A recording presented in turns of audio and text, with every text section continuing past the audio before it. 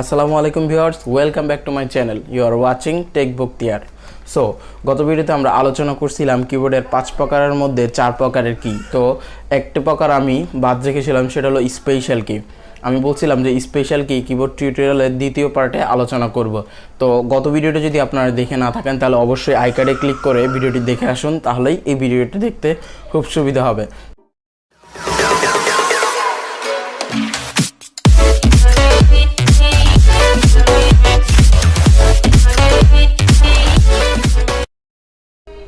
তো আজকের ভিডিওতে আমরা আলোচনা করব স্পেশাল কি কোনগুলা।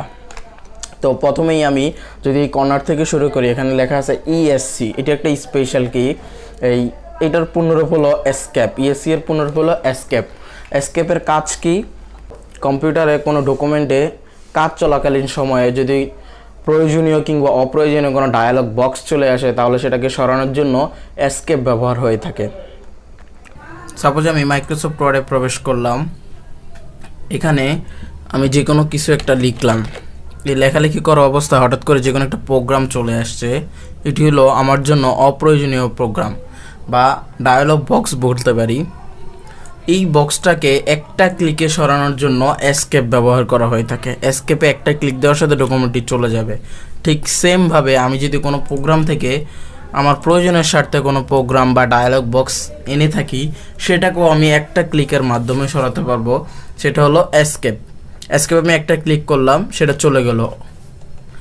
এই জন্য বলা হয় ডকুমেন্টে কাজ করা অবস্থায় প্রয়োজনীয় কিংবা অপ্রয়োজনীয় কোনো ডায়ালগ বক্স বা মেসেজ বক্স চলে আসে, সেটাকে সরানোর জন্য এসকেপ ব্যবহার হয়ে থাকে। তারপরে আসি ট্যাব। একটি শব্দ থেকে অন্য একটি শব্দের মাঝে নির্দিষ্ট পরিমাণ দূরত্ব সৃষ্টি করার জন্য ট্যাব কি ব্যবহার হয়ে থাকে।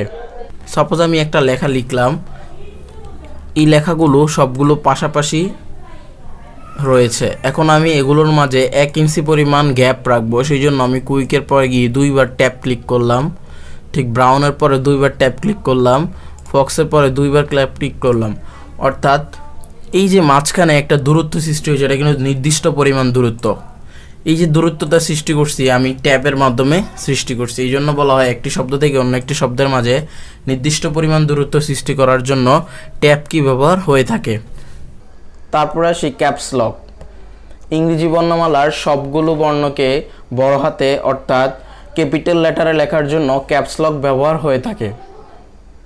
সাপোজ আমি একটি শব্দ লিখব, সবগুলো ক্যাপিটাল লেটারে লিখব, সেই জন্য আমাকে ক্যাপস লক ওপেন করতে হবে। ক্যাপস লক ওপেন করার জন্য ক্যাপস লকে ক্লিক করলে এখানে একটা ইন্ডিকেটর জ্বলবে, অর্থাৎ কিবোর্ডের যে ডান পাশে আছে ডান পাশে একটি লাইট জ্বলবে। আবার ক্যাপস লক অফ করে দিলে লাইটটি অফ থাকবে। এই লাইটটি অন করা অবস্থায় আমি যেই অক্ষর লিখি না কেন সেটাই বড় হাতের আসবে, এবং এই লাইটটি আমি যখন অফ করে দিব তখন লেখাগুলো ছোট হাতের আসবে। এই জন্য বলা হয় ইংরেজি বর্ণমালায় সবগুলো অক্ষর বড় হাতে লেখার জন্য ক্যাপস লক ব্যবহার হয়ে থাকে। তারপরে আসি শিফট।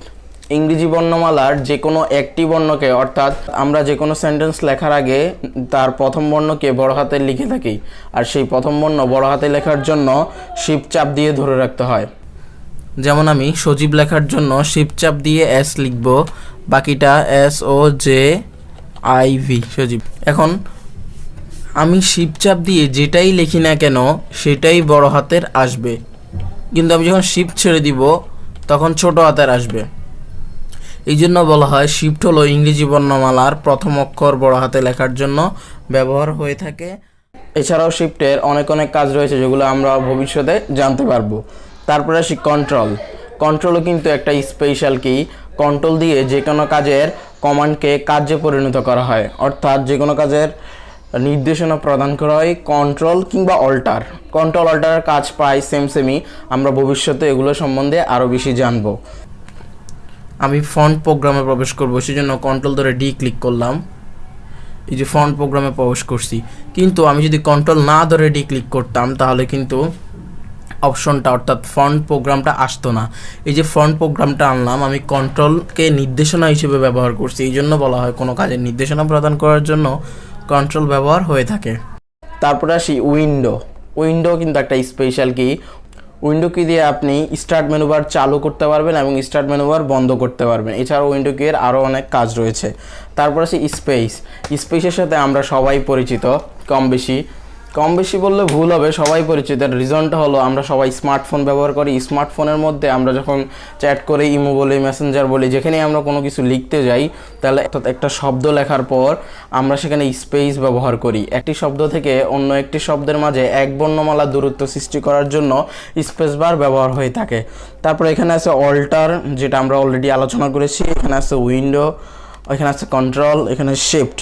তো কিবোর্ডে একাধিকবার দেওয়ার কারণ হলো আমরা যখন কিবোর্ডে লেখালেখি করি তখন হাত যখন সেন্টারে থাকে অর্থাৎ মিডলে থাকে, তখন ডানে বামে বিভিন্ন অক্ষর লেখার জন্য একাধিকবার এই স্পেশাল কিগুলো ব্যবহার হয়ে থাকে। এই জন্য কিবোর্ডে 2বার স্পেশাল কি কোনো কি দেওয়া থাকে, সবগুলা না। তারপর আসি এন্টার। কোনো কমান্ডকে কার্যে পরিণত করার জন্য এন্টার কি ব্যবহার হয়ে থাকে। যেমন আপনি যে কোনো একটা কাজ করলেন, মাউস পয়েন্টার দিয়ে আপনি ওকে ক্লিক করবেন, সেই ওকের কাজটা করবে এন্টার। সাপোজ আপনার মাউস না থাকলে তখন আপনি এন্টার দিয়ে কাজ করতে পারবেন। সাপোজ আমি এই প্রোগ্রাম থেকে বের হব, সেই জন্য কম্পিউটারকে একটা কমান্ড প্রদান করলাম। কম্পিউটার আমাকে একটা ডায়লগ বক্স দেখাচ্ছে। এখান থেকে আমি যদি নোতে ক্লিক করি মাউস পয়েন্টার দিয়ে, তাহলে আমি এখান থেকে বের হতে পারবো। কিন্তু আমি এই কমান্ডটাকে কিবোর্ডের মাধ্যমে দিব, অর্থাৎ এন্টার দিয়ে মাউসের কাজটা করব, এই কমান্ডটাকে কার্যে পরিণত করব। সেই জন্য আমি অ্যারো কি দিয়ে নোর মধ্যে গেলাম, এন্টার ক্লিক করলাম। দেখতে পারলেন ডকুমেন্ট থেকে পেজটা চলে গেছে, অর্থাৎ এই যে কমান্ডটা ছিল এই কমান্ডটাকে কার্যে পরিণত করছি আমি এন্টার দিয়ে। তারপর আসি ব্যাক স্পেস। আপনি কোনো লেখা লিখলেন, সেটাকে আপনি বাম দিক থেকে মোছার জন্য ব্যাক স্পেস কি ব্যবহার করতে পারেন। যদি চাপ দিয়ে ধরে রাখেন পুরোটাই মুছে যাবে, আর যদি একটা করে ক্লিক করেন তাহলে বাম দিক থেকে এক বর্ণ করে মুছবে। অর্থাৎ লেখাকে বাম দিক থেকে এক বর্ণ করে মোছার জন্য ব্যাক স্পেস কি ব্যবহার হয়ে থাকে। আমি মাইক্রোসফট ওয়ার্ড একটা পেজ নিলাম, এখানে কিছু লেখালেখি করলাম। এখান থেকে আমি লেখাকে বাম দিকে কাটবো, সেই জন্য ব্যাক স্পেস ব্যবহার করব। বাম দিক থেকে এক বর্ণ করে কাটার জন্য ব্যাক স্পেস ব্যবহার হয়ে থাকে। তারপরে আসি ডিলেট। লেখাকে ডান দিকে এক বর্ণ করে মোছার জন্য ডিলেট কি ব্যবহার হয়ে থাকে। ডান দিক থেকে এক বর্ণ করে কাটার জন্য ডিলেট কি ব্যবহার হয়ে থাকে। এখন যদি আপনি ব্যাক স্পেস ব্যবহার করেন, এখন কিন্তু কোনো কাজ করবে না। এন্ড কাকে বলে বা এন্ড কি দিয়ে কি কাজ করা হয়। এন্ড কি দিয়ে বাক্যের কার্সারকে প্রথম থেকে শেষে, অর্থাৎ এক ক্লিকের মাধ্যমে প্রথম থেকে শেষে এবং এক ক্লিকের মাধ্যমে শেষ থেকে শুরুতে আনলে সেটাকে বলা হয় হোম আর এন্ড। হোম দিয়ে বাক্যের কার্সারকে শুরুতে নেওয়া হয় এবং এন্ড দিয়ে বাক্যের কার্সারকে শেষে নেওয়া হয়।